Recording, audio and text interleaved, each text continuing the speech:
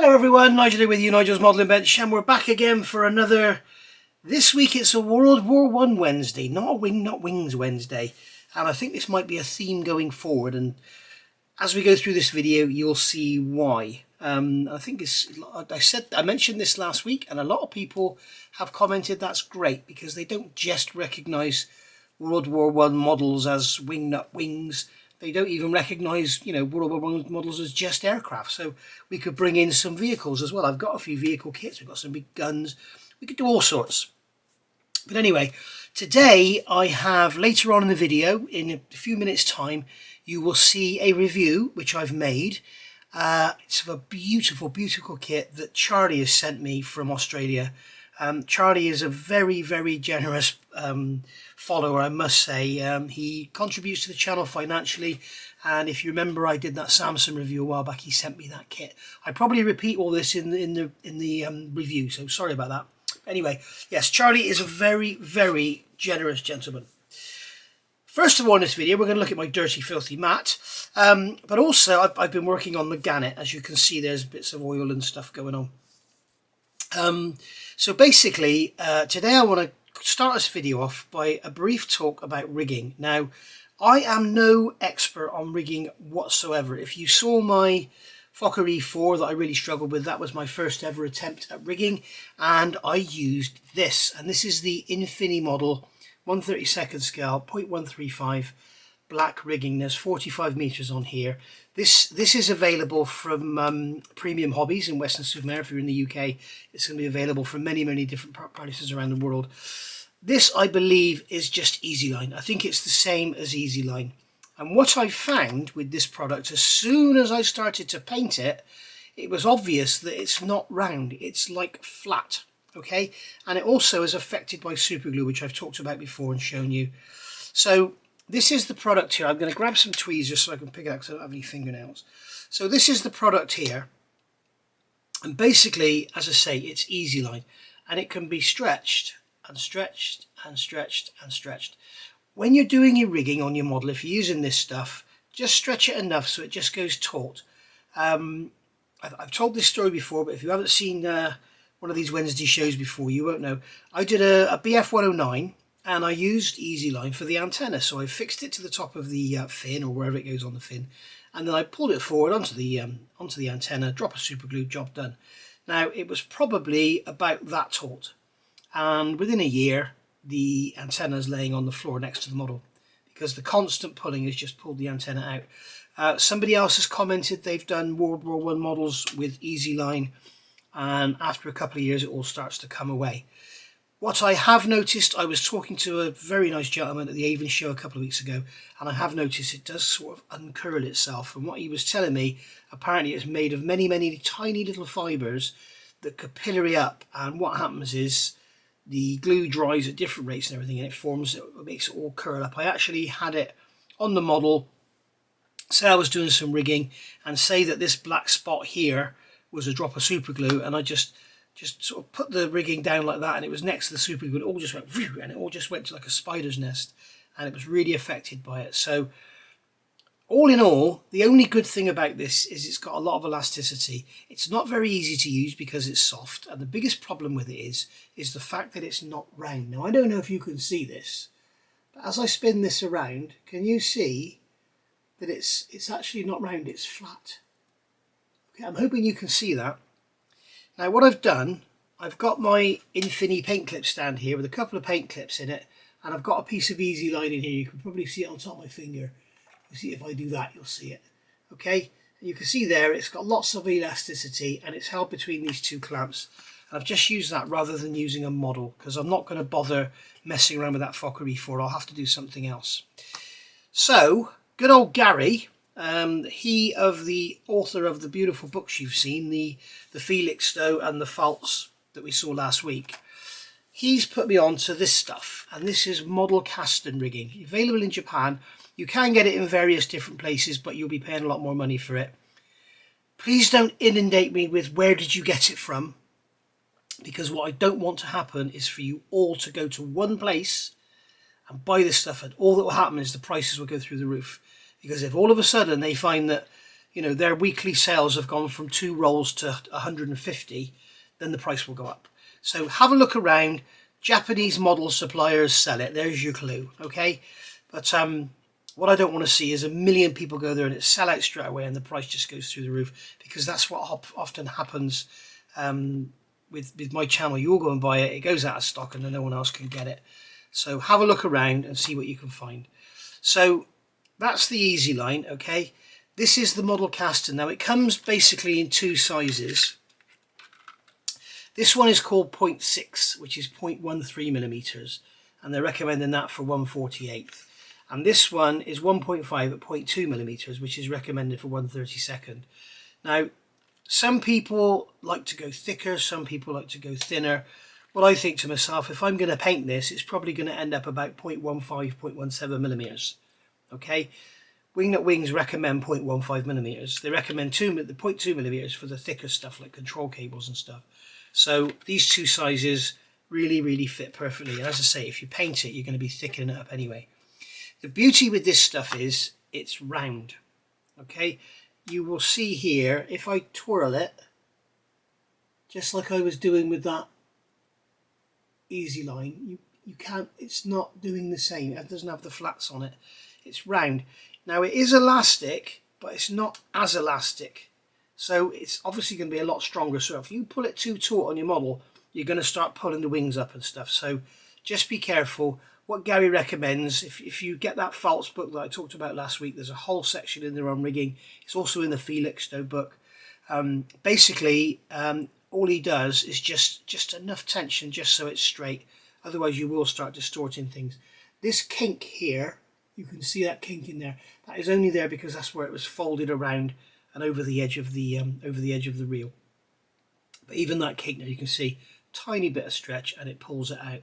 So what I'm going to do here, I'm going to grab another couple of these clamps and I'm going to put this in that one there, and I'm going to put the other end in that one there. Stop talking because the breath makes the line start to blow around. So I'm going to have to stretch it a bit tighter. Okay, and that's not quite taut enough. So what I'm going to do is just take some slack out. There we go, that's better. So you can see how much here, you can see if I show you the difference. I wish I had like a strain gauge or something. You can see here I can push this Easy line down loads. But this model custom one, I can't push it too much at all. So it doesn't stretch as much, but it is round. Now the big difference comes is when you try and paint it. Now I've noticed that Gary uses a Sharpie. Okay, he uses a silver Sharpie. I'm just going to do a little test. Yeah, that's okay. So if we try and do the Easy line with the Sharpie, what I found was it didn't work very well. And I'm finding the same here. Now maybe the model casting does, or maybe I've just got a knackered Sharpie.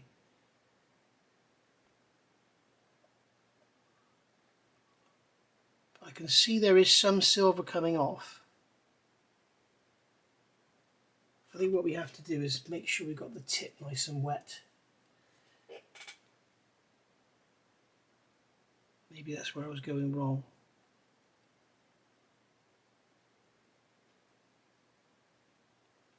But it's not very user friendly. I would much rather use paint. You can see I can't get it on the Easy line at all. So I'm going to grab a little bit of Viejo steel. Okay, a Viejo Model Air 71065. This stuff is absolutely brilliant for brush painting aluminium parts. So we can put a drop in here. Okay. And then I'm going to grab a little paintbrush. Any old one will do. Here we go. I'll just get a bit of paint on there. And I can run this over the... Is this the Easy line? Yes, this is the Easy line. So we know that when we look at it the right way up, the Easy line is on the right. Okay, so I can paint this. It takes the paint beautifully, the paint dries beautifully, and it doesn't all just fall off afterwards. It does actually stay on there. But we need to be careful of heavy areas of build-up. And as you can see, it's quite difficult to paint because it's all flat and twisted and twirly. So what's happening is as I push the brush along, it's maybe I could get it to split the bristles. No. As I push the brush along, you can imagine if it's a flat, it's gonna roll it along with the brush. So you can see now the difference. When we do the model casting, now this is the first time I've tried this, guys, and straight away I can tell you this is a lot easier to paint.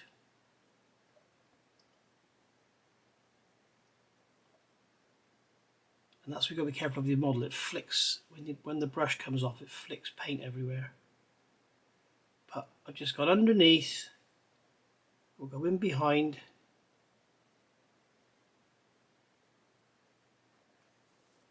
and we can see now absolutely straight away, just to make it fair, we'll go in behind as well.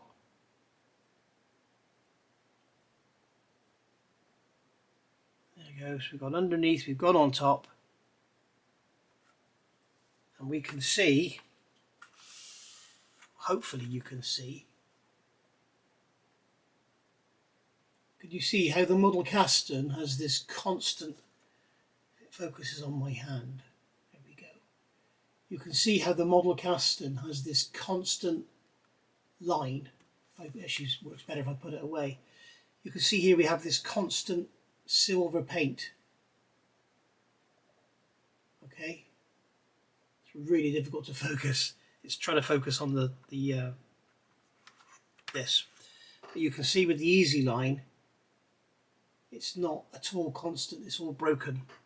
So I want to send a massive thank you for Gary for recommending this, because it is so much better. And now I need to build another model so I can use it. But you can see that paint's dry already. I can rub my finger over it just to get rid of any little lumps and bumps. But that is so much nicer than the easy line. So there we go, guys. That's what you want if you're into World War I models. You can also get, I have seen Aviatic. Aviatic is a supplier of a lot of decals and resin and all sorts of bits for World War I models, and I have seen him with model casting in stock. So there we go. Right, so let's just continue with that, and I've just rubbed that paint off of there now. So yeah, I mean, I need to work out how on earth, I speak to Gary and find out how on earth I can use a Sharpie, because I can't make that Sharpie work on there at all. I think maybe it needs to be a bit used and worn in.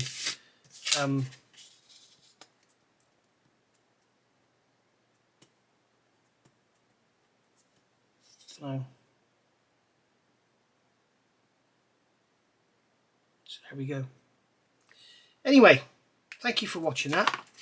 So now I am going to show you that review of that beautiful kit sent to me by Charlie. So sit back and enjoy, make a cup of coffee, grab a beer or something, and you'll see a beautiful review. Well, you don't see a beautiful review, you see me talking a load of rubbish as usual. You'll see a review of a beautiful model kit that's been sent to me by a very, very generous gentleman over in Australia. Hello, Nigel here with you again. Nigel's back, and it's Nigel's Modelling Bench, and here I have another gift, and as you can see on here, it's come all the way from Australia, and it's from a very, very generous gentleman called Charlie. Some of you may remember I recently received a Wingnut Wings kit from Australia. It was sent to me, and that was the Samson, and that was sent by Charlie. And then Charlie's been watching every week and very much enjoying Wingnut Wings, and he's seen me struggling with the little Fokker. So he said, have a go at this, and he sent me this. Now I know what's in here, but I haven't opened it. You can see he's obviously opened it to check it. It's come from BNA in Australia, who I thoroughly recommend. They're a brilliant company to deal with. And he's obviously opened it to have a look, check it's okay, and then he's boxed it all up again. So I haven't opened it, so if there's any sensitive notes or anything inside there, I shall just edit it out. But for what I'm going to do now is cut this cut this. This is like over $80, $90, I think, almost in postage. He is so generous. Let's just cut through this thick tape here. It's like 3 layers of sellotape, I think, and it's bloody good tape as well. Right, there is a note here. Let's see what it says. There you go. Enjoy, Nige. This is for your channel. I could not allow myself not to get you this kit. I think you'll like it, Charlie. Thank you very much, Charlie. You are a star. Now, I have looked at this kit many times, and I thought it was actually older than it is. So obviously there was one before it or something. But it is an absolute beauty. I've got it upside down, so let me just turn the box around. So we both get to see it together for the first time in all its glory. Okay. There we go. It's the Hasegawa 1/16 scale salt with camel.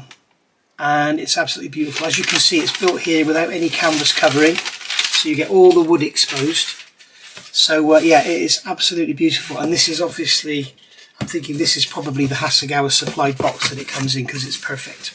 So let's get this out of here. I don't think I'm going to be able to get it out of here very easily. Let me get the camera off, and then we'll do the usual review thing. We'll have a look around the box, and then we'll have a look inside. Okay, so this is a very glossy box. This is actually a cardboard sleeve, as you'll see in a minute. So we can see on the front here, we've got the beautiful image, power plant, a Clerget 9B rotary engine, 7.7mm Vickers machine guns, made by Sopwith Aviation Company, and the kit number is MU01, so it's a museum model. So very nice. So looking around the box, as we always do, we can see here we've got the information about the model, and then there's a picture of the model built up and painted and everything. This is all going to have to be done with wood grain, obviously, so that'll be very nice. And then going around the other side of the box, we have some information there, so you can freeze frame and have a read of that should you want to. So it's 358mm long. It's got a wingspan of 536mm, 169mm high, 293 pieces, static display model. Very nice indeed. And then here we have some beautiful images of the built-up model. Note, they're not silly CAD images of what the designers thought they were going to get. This is the actual model itself built. And we can see on here we've got some beautiful detail in those wings and everything. And obviously with all those bits wood grained, it's going to look bloody lovely. They haven't gone for the wood grain on this, they've just gone for brown paint. But I think it's moulded in colour as well, we shall see. But yeah, it's absolutely lovely. It's got all the rigging inside the wings as well, all the braces between the ribs. So there we go. Right, let's have a look. As I said, this is a cardboard sleeve. So let's see about getting this off, if I can. There we go. Right, so that cardboard sleeve, it was a very tight fit inside the box, I must admit. Okay, so there's the front of the box. As we can see, it's basically the same as that. So we've got in a box, in paper, in a box, in a cardboard sleeve. Wow, and here's the top of the box. Looking around this one, yeah, it's nothing on here. It's just the lettering, or the wording, should I say. So we'll have a quick look inside here, and we can see this is no doubt all what Charlie's added, or maybe BNA added this, I don't know. It's the sort of thing they do, they are good. So we'll get rid of all that. It's very sensible that they have, whoever did this, it's very sensible because there's a lot of movement in here. Let me know, Charlie, was this you or was this BNA? Did you put all this packaging in here? It's a very sensible move, whoever it was, because all that movement, you can see, it would have been easily damaged. Not quite sure what's in there. Oh, there's a typical Hasegawa thing. There's a poster. It's the rigging diagram by the look of it. Look at that. I'm not going to open that in this review because it'll be impossible to get back in there. So we have a box there with some bits and pieces in. We've got some sprues. There's our lovely seat. It looks like yep, it's a soft sprue. We can bend the wick around. That's one way of getting your wicker moulding done, isn't it?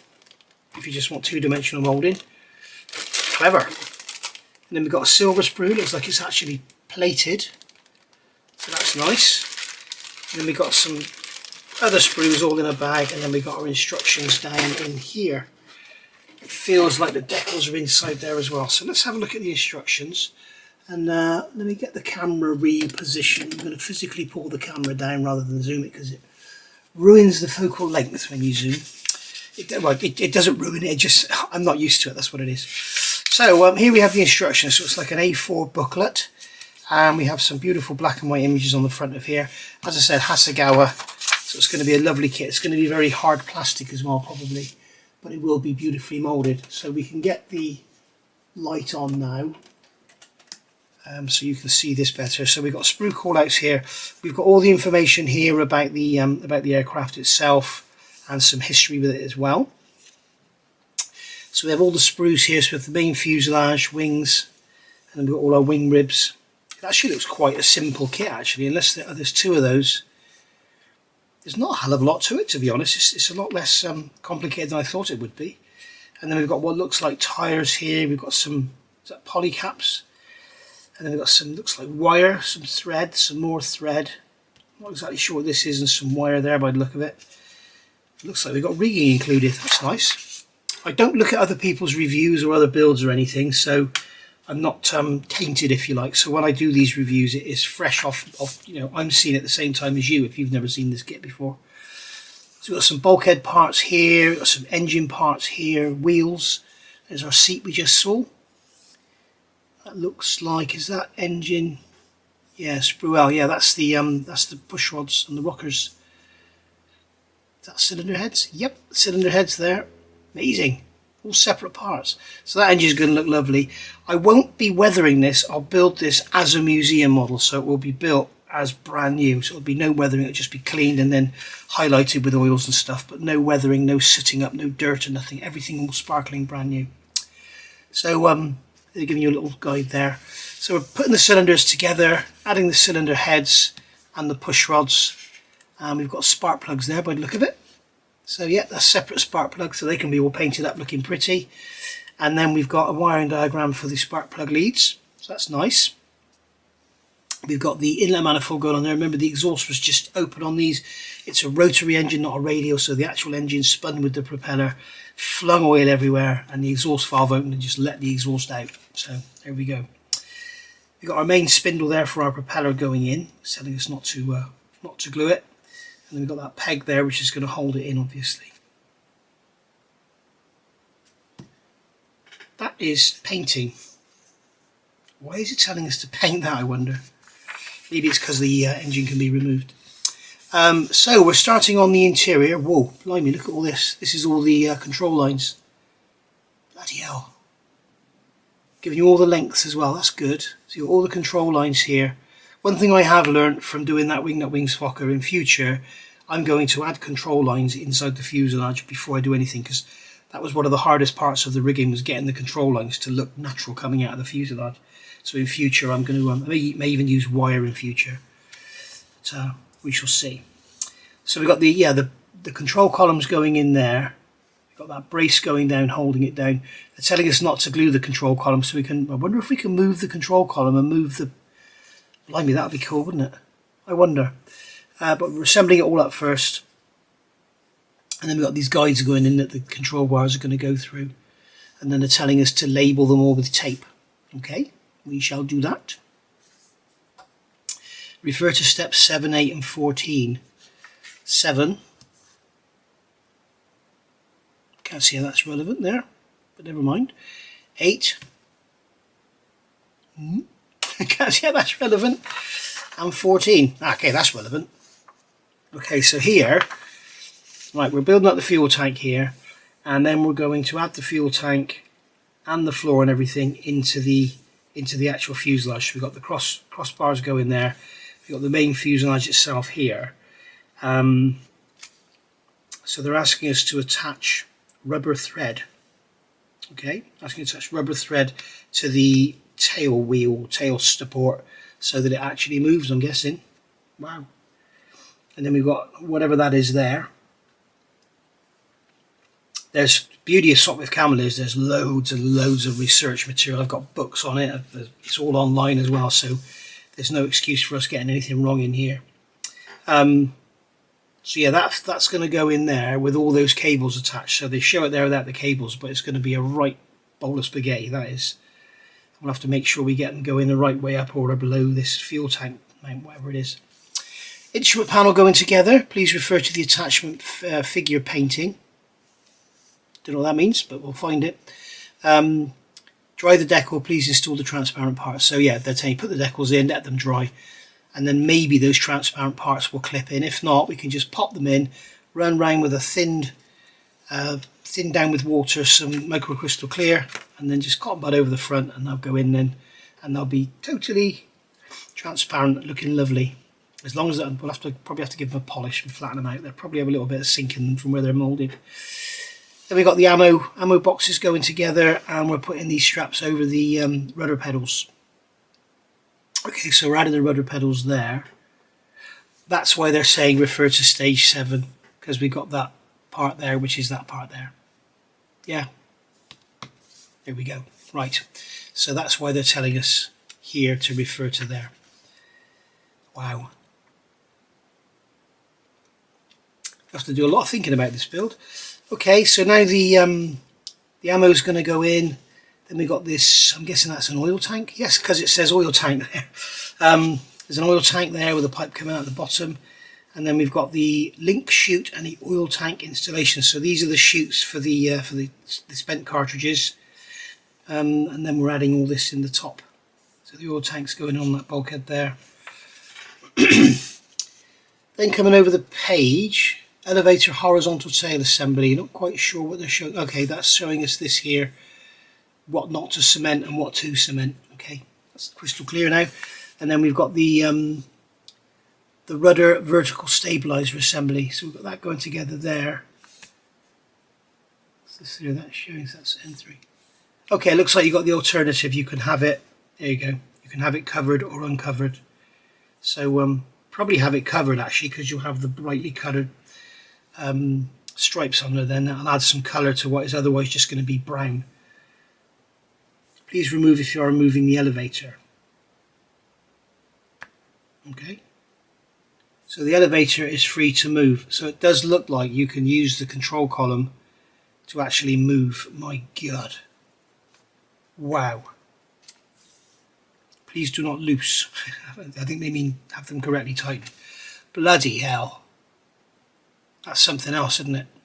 I'm not sure if that's what's supposed to happen, but it looks like that's the way. Or maybe you move those and it will remove the control column. Who knows? We shall see. We shall see when we build it. Yeah, you can see connecting all the control columns up to all the horns on there. Wow. Bloody hell. Right, building up the rings. So we've got the actual main outer shape of the wing, and then we've got the ribs going in there. Telling us to do some cutting and bits and pieces here.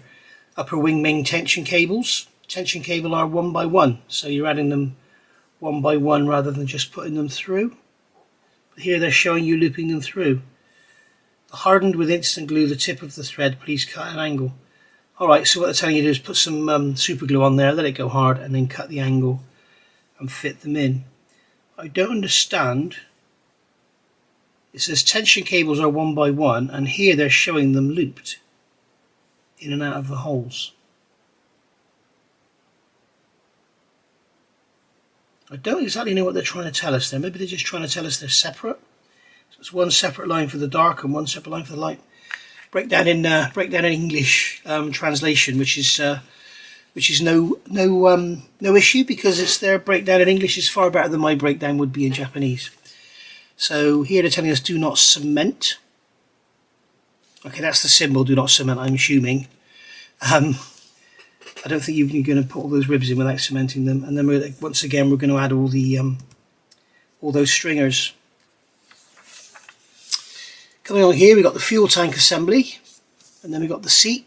Please go bend slowly along the curve of the seat cable. I would suggest putting that in some hot water and then bending it around and gluing it in, so it doesn't get snapped. Wow, this is cool. My model cast and rigging has just arrived, so this really is World War One day, isn't it? So anyway, building up the seat, then we're adding the this tank and the seat, adding up these side pieces here, whatever they are, putting the line through them, and then we're going to build up the rear of the machine guns. They're going to go in there, looking very nice. Looks like they're going backwards, doesn't it? And then we've got some more lines to do here. So they're telling us to put these lines through. I don't know why they're saying this 1 by 1 thing. They're telling us to knock them off at the ends. Okay, and then we've got the control cables here, or is that just rigging? No, that is control cables there. And then more here. Wow. and then more here. Bloody hell. This thing is impressive, isn't it? And then we've got more lines here. So it's very, very nicely there. They even tell you the direction that they go in. So I'm not sure of the colour of that thread. We'll have a look in a minute. And then we're going to add these struts, wing struts. And we've got the pitot tube going on there. And then they're telling us which colour to paint certain bits and pieces. All the colours are in Mr. Hobby. Very nice. And then we've got the main wing control cable connection. So those cables that are coming off of there, going up onto the aileron. So I'm guessing, and they're linked there. So one is helping the other, I'm guessing. As one comes down, it helps pull the other one up. I'm guessing it's some kind of servo assistance, isn't it? Oh wow, I got more cables down here. So these are tension cables now. Now I'm not sure if these should be flat because it's a British aircraft, Royal Aircraft Factories, was it? It's RAF, is not Royal Air Force, it's Royal Air, I can't remember now. And they're showing you how all these cables go through here. You've got that little aerodynamic piece in the middle showing you where the cables go through. Bloody hell. Then we've got the machine guns going together. Maybe we can get some aftermarket for the machine guns, I'm not sure. And then we've got this piece going on the top here, more chutes coming out the side. And then we've got the gun sight going on there through a little windshield. And then the cowling's going over the top, telling us to glue that onto that back part. And then showing us how that sort of clips in underneath there and everything. Then we've got this bodywork going on the side, which I guess you could leave optional. If you don't want to leave it on there, you could. If you don't want to have it on there, you could leave it off. That's probably the fuel pump there, air pump. And then, oh, we've got some decals. Nice. And then we have some more lines going in here. And then it's telling us what to do here. Blimey, put this line up there, put it around there. We've got aluminium tape holding it to that strut. Wow. Aluminium tape down here. Oh my god, it just goes on and on and on. Well, it's phenomenal, isn't it? Look at it, 16th scale and not 32nd. I'd be throwing it out the window. Then we're going to add the engine, add the cowling, and then add the propeller. So that propeller is going to need some special attention with painting. And then we've got the wheels going together. You don't have the option for spoked wheels, but it looks like you can see the spokes through the canvas covering. So it's telling us to use rubber thread here, so you're going to have some sort of suspension, I'm guessing. And there we go, hints and tips on how to do decals and tyre decals and all that. Yes, I do believe I did see.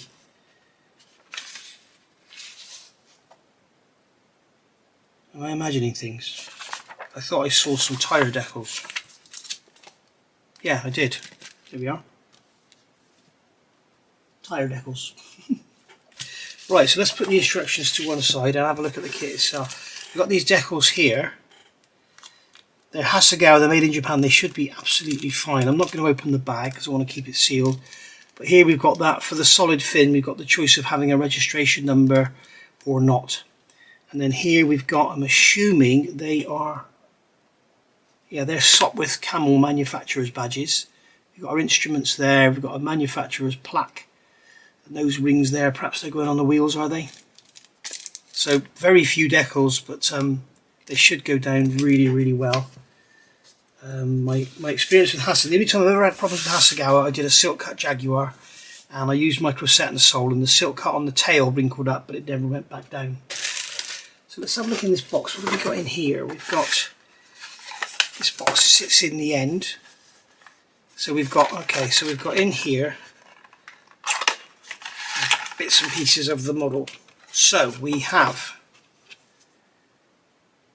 100% silk, that's for our rigging. Okay, and it kind of looks like cable, it's in silver as well, so that's cool.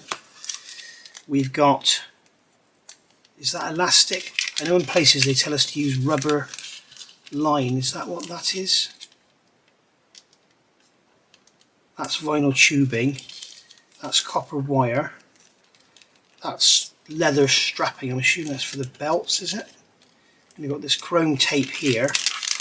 We've got our tyres, which are hollow, and I'm assuming this here is our rubber thread. So that's all very, very nice. And then over here we have our, I'll tell you what, I will get this out. I'll have to make it go back, won't I? So just get that bag off of there. Okay. So we'll have oh wow, look at this. Let's get this box out of the way. This lovely matte paper as well. So we've got all our colour guides, colour call-outs, rigging diagram, fuselage section. We've got all the interior painting over here, look. All the different decals, wherever in the world you are. And then there's 3 sheets in here. So we'll just roll this one up. So here's a rigging diagram. Okay, so that's for the fuselage. We can see the control lines in there. We've got rigging diagram for the wings here. They're telling us what to use metal wire and where to use rubber thread and that, as you can see. So that's that one.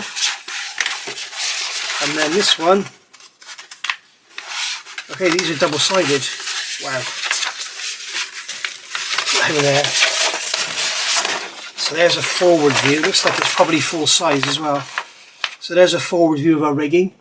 So if you are cutting your lines, you can sort of measure that roughly. You know how long to cut your line. They're telling you what's rubber wire, what's metal thread. Got the engine plumbing as well there. That's a cow. And then here we have all our control lines and our internal wing ribbon.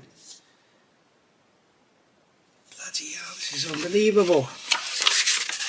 And then here we have another view. This is the nose bottom view showing the rigging for the undercarriage.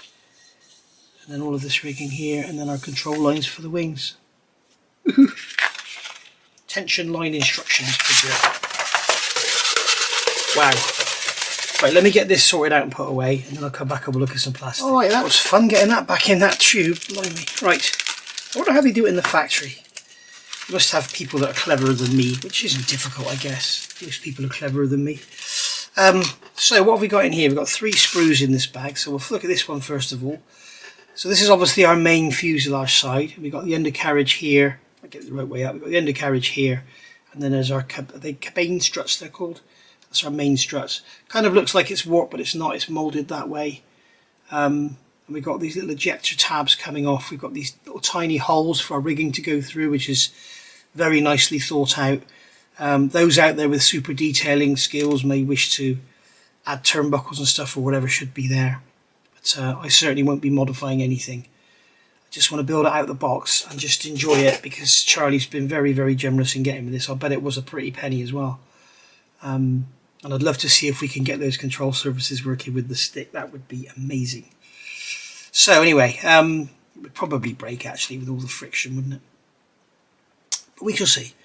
So yeah, it's beautifully moulded. It's very clean. Sort of looking like it's going to have to come off the sprue. Maybe leave this bit on the sprue to support these parts. But and I'm also thinking maybe paint it all in one in a deck tan or something. It actually feels quite oily as well, so we'll have to have a wash. Paint it all in deck tan or something, get a nice good coat of paint on there, and then work with our oils and stroke it to get because obviously the grain's going to be going that way on them, it's going to be going that way on them, you know. So yeah, it's going to take some work, and then a good clear coat, leave it to dry for at least a week so that it's nice and dry, then give it a good clear coat, and then start building it. So yeah, it may be a bit slow to get started, this one, guys, because you don't want to sit there and watch me do oiling for 8 years, do you? But yeah, very nice indeed. Very nicely moulded. You can see we've got some detail on there. Remember, this is 16 scale, guys, so it's going to look a bit chunky compared to what we're used to. But yeah, some nice location holes there. We've got ejector pin marks all the way along the inside, so they'll have to go, and they're all recessed, so they're going to have to be filled. That's going to take a long time. It's going to be hours and hours and hours of work going into preparing this to get all the wood grain done. So we've got our seat here, and you can see this is like a softish vinyl sprue. It's not as hard. It's like the old Airfix light grey plastic. It's sort of that soft. As I say, we'll put this in some warm water and then bend it round and glue it down. Got the leather seat base there, which we can add some texture to. Very nice indeed. And then we have here a clear sprue. So we've got our dials. They're nice and flat actually. I was saying about them probably having sinks in them. They haven't. They're nice and flat. Lovely. And then we've got a windscreen there, which again is very nice. And then that there, whatever that may be, I'm not sure what that is. That's some kind of glass tube so they can see the fuel flow, I'm not sure. Very nice indeed. So that's our first bag of parts. And then we have here, we have our second bag, which contains all our plated parts. And we can see that everything's been rattling around on top of it because the bag's all peppered. But, luckily the parts are all okay and pretty much undamaged by the look of things. I'm not so sure about this silver painting. They have sensibly put all the sprue gates on the back face, so you're not going to be ruining the outer face. But I'm not so sure about this. It's all a bit too Tamiya-esque, isn't it? I may redo this myself. Particularly the fuel tank, because it's in two halves. You're going to have a seam around the middle, so that's going to have to be done. So we'll strip this. Strip this in. I'm not sure if alcohol will take it off. I'm not sure if IPA will take it off, but if not, we'll put it in some oven cleaner. Get it stripped.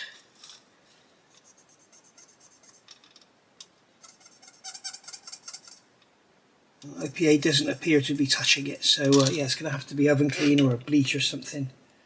But we'll get that stripped, or even just sanded down. It's quite a thick coating by the look of it. You can see it all puddled around those rivets, so we will get it off.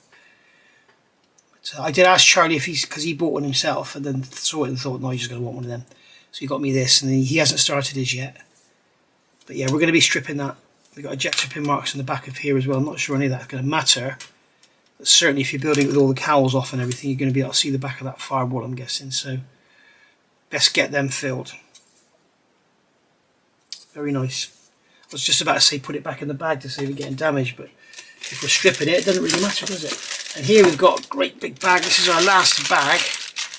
We've got loads of parts in one big bag, so hopefully nothing's damaged on its way halfway around the world. It's done a few thousand miles, this kit.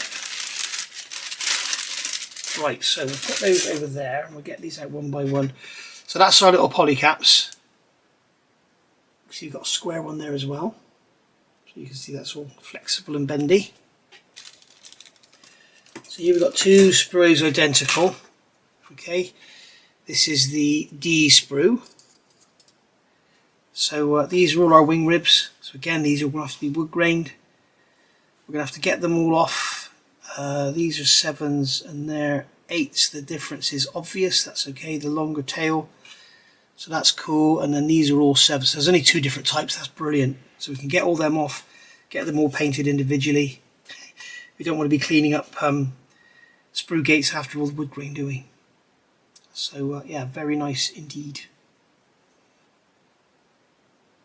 Perhaps we can get a stick or something, a stirrer like this, and maybe they will wedge onto it. Maybe put some tape on the stirrer or something, and then we could have them all wedged onto it and hold a stick and then paint them all. That'd be cool, wouldn't it? And also keep paint out of the contact areas.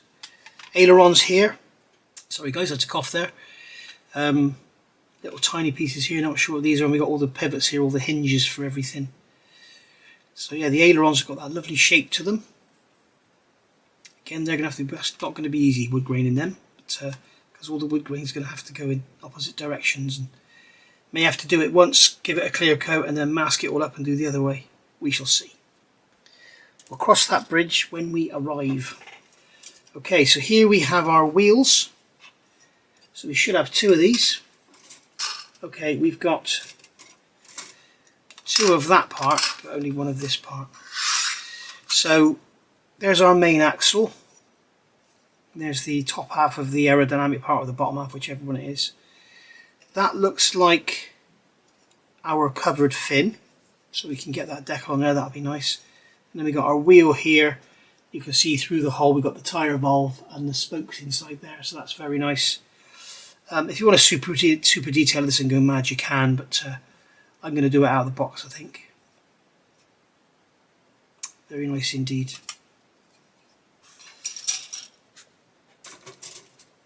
Right, and then here we have again 2 identical sprues. This is sprue L. So we've got our gun. Oh, maybe they're not hold cooling jackets. Okay then, so they'd be okay to use the plastic ones. We have our cylinder heads here. They're very nice indeed with the cooling fins on them. You can see all the detail where the valve rockers are going to go. You can see the valve rockers there with the push rods. They're all very nicely done. Got these little pieces here. These are for putting the cable through and pulling it tight, I think. It's like a knotting system. It's a little gear type thing or something there. Not quite sure what that is. Lots of tiny parts anyway. Beautifully moulded, typical Hasegawa. Beautifully done. One push rod there slightly damaged, unfortunately.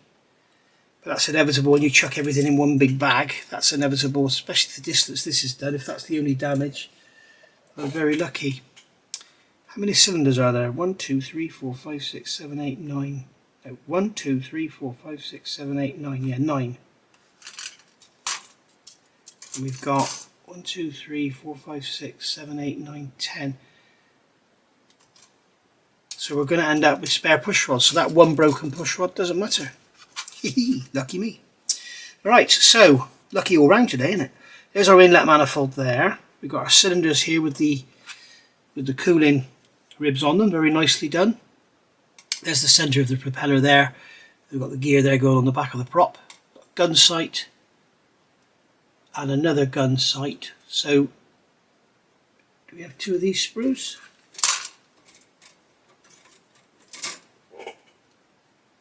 No, we don't. Why do we only have... I guess one gun's got a gun sight and the other one hasn't. Okay. They've got chutes there for our spent cartridges. There's our ammo bins there. Lovely. Main spindle in 2 halves. Very nicely done. As I say, don't forget guys, this is 16th scale. So when you look at things like that gun sight, there's a bit junky. No, it's not. It's 16th scale. There's that bullet that goes around the rigging over the guns. And then we've got some cockpit control levers here. More levers there. Other bits and pieces here. We've got the pitot tube. Beautifully moulded. Typical Hasegawa. Very shiny. Probably, yeah, good hard plastic. Another sprue here. We've got another couple of sprues to go yet. So there's our spine. So we've got all the ribbing on there, all moulded in one. So again, we're going to have to do some clever woodwork on there. Propeller beautifully done, no big sinks in it or anything, which is nice to see because they've had the thought to hollow that out. Instrument panel, so you've got some raised detail on there, so you can just leave that and put the gauges over at the decals. Then we've got that leather piece around there for the pilot. Main or wing struts there, aren't they? There's that support for the cables going through, and there's our fin. Lovely jubbly. Is that broken off there? Nope, is that supposed to be? I thought maybe there was a piece broken off. There's the little propeller there for the pump. Very nicely done. No ejector pin marks on those struts, which is nice. And then here we got our next to one but final sprue. We have some raised rivet detail on there, which is nice. I don't know if you can see that on the camera, but there's raised rivet detail, which is very fine. So we've got our main wing, upper wing centre section. We've got our elevator there, the tailplane, sorry. And then we've got the actual wing. I'm not sure if these are upper or lower. These are going to be lower by the look of it. Or are they upper? I'm not sure.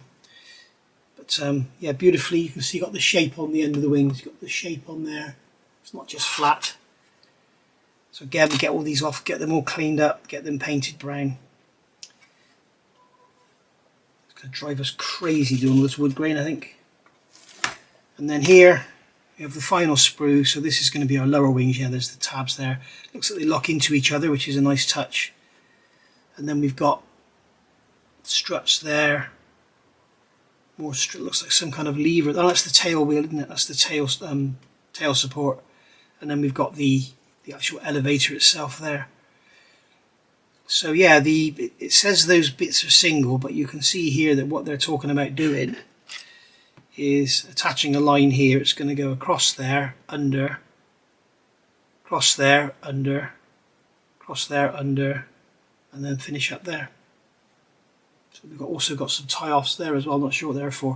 It'll all become clear when we build it, but I have to be careful not to...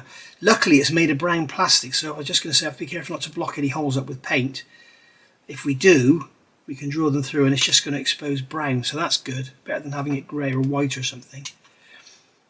Yeah, very nice indeed. And then we've got the hollow rudder there, should you want to use that. I think I'll use the solid one and have some colour, just like they have on the instructions. So yeah, all in all, bloody gorgeous. Absolutely beautiful model.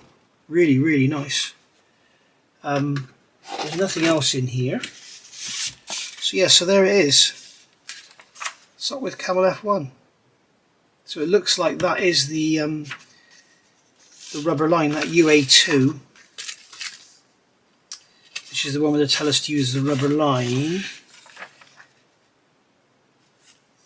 Where did they tell us to use rubber line? I know they did on the undercarriage.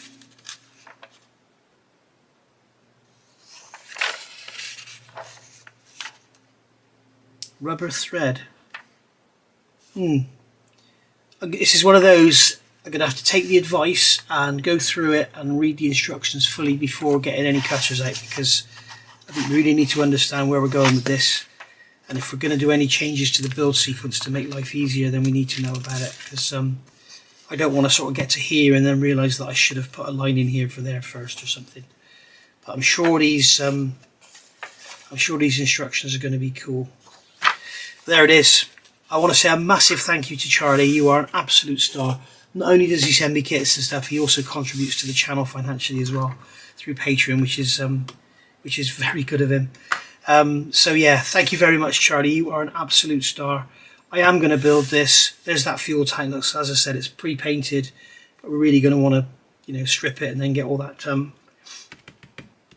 seamed out with, because you don't want to see a great big seam around there, do you? So there we are. Thank you very much, mate. Absolutely beautiful model. I will be building this, whether it'll be part of the World War I Wednesday rather than Wing Not Wings Wednesday, or just to build on the side. I don't know. It'll probably be part of the World War I thing, but I may come back with other bits in between to keep it all, so it's not just this, it's other stuff as well. And also it's going to be a hell of a lot of, initially anyway, with all this painting and stuff, it's going to be a hell of a lot of work off camera. Because there's probably a good 3 or 4 days solid work just in getting those parts off, cleaning them off, getting them primed, and get some oil on them. Let alone starting to add the wood effect. So yeah, lots and lots of work, lots and lots of time, but it will all be worth it in the end because she'll be beautiful. Right, thank you for watching, and I will see you all next week for another World War I or Wing Not Wings Wednesday, whatever it's going to be. So thank you for watching. I'll see you all soon. Bye for now.